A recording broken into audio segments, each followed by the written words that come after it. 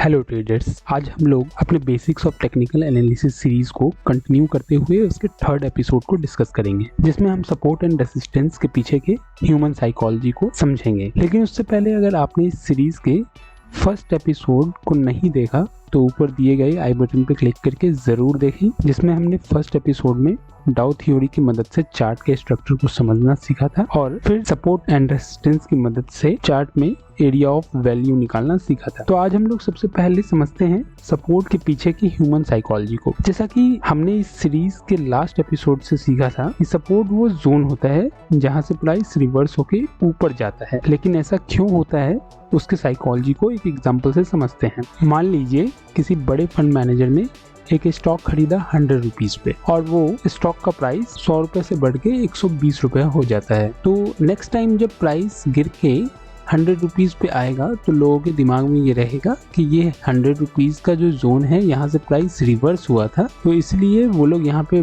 By करेंगे, जिसके कारण यहाँ पे डिमांड बढ़ेगा और प्राइस ऊपर जाने लगेगा। लेकिन अगर यहाँ से फिर अगर मान लीजिए यहाँ से सेलिंग प्रेशर आता है और प्राइस इसके पास फिर से आता है, तो लोगों के दिमाग में ये रहेगा कि इस जोन में, मतलब ये 100 रुपीज वाले जोन में प्राइस फिर से रिवर्स हो सकता है। तो लोग फिर से यहाँ पे बाई करने लगेंगे और उसके बाद इसके प्राइस को फिर से ऊपर पहुंचा देंगे, जिसके कारण ये 100 रुपीज वाला प्राइस सपोर्ट प्राइस बन जाएगा। अब हम लोग समझते हैं रेसिस्टेंस के पीछे की ह्यूमन साइकोलॉजी को। जैसा कि हमने इस सीरीज के लास्ट एपिसोड से सीखा था कि रेसिस्टेंस वो प्राइस होता है जहाँ पे प्राइस रिवर्स होके नीचे आने लगता है। लेकिन ऐसा क्यों होता है उसकी साइकोलॉजी को एक एग्जांपल से समझते हैं।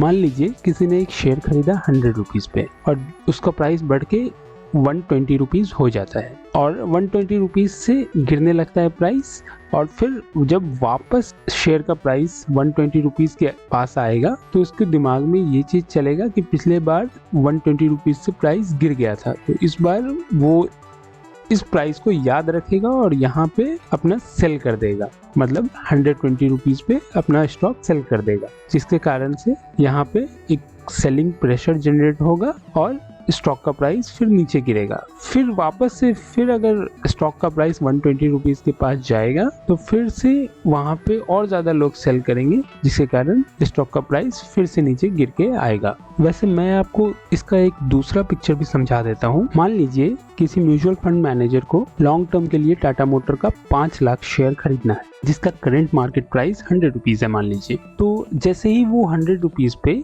1 लाख शेयर का ऑर्डर डालेगा तो प्राइस तुरंत ऊपर भागेगा, क्योंकि यहाँ पे एक डिमांड जोन क्रिएट हो गया था और वो प्राइस मान लीजिए 120 रुपीज पहुंच जाता है। तो अब उसका बाइंग तो कंप्लीट हुआ नहीं, क्योंकि उसको 5 लाख शेयर खरीदने थे टोटल। तो वो क्या करेगा, 120 रुपीज पे वो अपने 50,000 शेयर को सेल करेगा, क्योंकि यहाँ पे उसको एक सेलिंग प्रेशर क्रिएट करना है, जिसके कारण प्राइस नीचे की तरफ फॉल करेगा और वो प्राइस फिर से जब 100 रुपीज पे आएगा तो फिर से वो 1 लाख शेयर और खरीदेगा। फिर यहाँ पे खरीदने के बाद क्योंकि प्राइस फिर से ऊपर जाएगा तो वो फिर से 120 पे अपने शेयर को, आधे शेयर को बेच देगा, जिसके कारण यहाँ पे एक सेलिंग प्रेशर आएगा और यहाँ पे सेलिंग प्रेशर आने के कारण यहाँ से प्राइस फिर से फॉल करेगा और फिर यहाँ पे जब डिमांड आएगा तो फिर वो यहाँ पे खरीदेगा। ऐसे करके वो मल्टीपल टाइम अपने ही शेयर को बेचेगा और फिर उसको वापस खरीद के मल्टीपल चंक्स में अपने 5 लाख शेयर को कंप्लीट करेगा। तो इससे हुआ क्या, इससे हुआ ये कि 100 रुपीज का जो प्राइस था वो एक डिमांड जोन बन गया और 120 रुपीज का जो प्राइस था वो एक सप्लाई जोन बन गया। वैसे लास्ट वीडियो में मैंने आपको ये भी बताया था कि अगर सपोर्ट ब्रेक होगा तो वो रेसिस्टेंस बन जाएगा और अगर रेसिस्टेंस ब्रेक होगा तो वो सपोर्ट बन जाएगा। तो अब इसके पीछे की ह्यूमन साइकोलॉजी को भी एक बार एक एग्जांपल से समझते हैं। मान लीजिए बहुत सारे लोग कोई स्टॉक 100 रुपीज पे खरीदते हैं, जो कि इसका सपोर्ट प्राइस भी था, लेकिन स्टॉक का प्राइस ऊपर जाने की जगह नीचे आ जाता है और नीचे गिर के 80 रुपीज पहुंच जाता है। तो लोग तो सदमे में होंगे कि स्टॉक का प्राइस 20% गिर गया। तो वो इस केस में क्या करेंगे कि बाय द वे अगर 80 रुपीज से बढ़ के स्टॉक का प्राइस ऊपर की तरफ जाने लगता है तो वो वेट करेंगे अपने ब्रेक इवन पॉइंट पे पहुंचने का, जो कि होगा 100 रुपीज के पास। तो यहाँ पे जैसे ही प्राइस पहुंचेगा तो वो यहाँ पे फिर से अपने स्टॉक को सेल कर देंगे ताकि वो नो प्रॉफिट नो लॉस पे निकल सके, क्योंकि उन्होंने एक बड़ा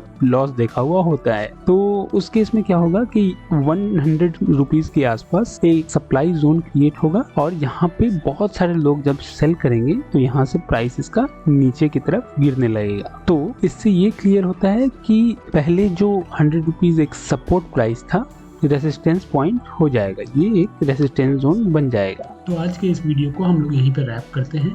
नेक्स्ट वीडियो में हम लोग जानेंगे कि सपोर्ट एंड रेसिस्टेंस कितने टाइप के होते हैं और सपोर्ट एंड रेसिस्टेंस को ड्रॉ कैसे करते हैं और कुछ मिथ को भी बस्ट करेंगे सपोर्ट एंड रेसिस्टेंस से रिलेटेड। वीडियो अच्छा लगा हो तो लाइक करें और अपने दोस्तों के साथ शेयर करें और इस चैनल को सब्सक्राइब जरूर करें। Thank you for watching.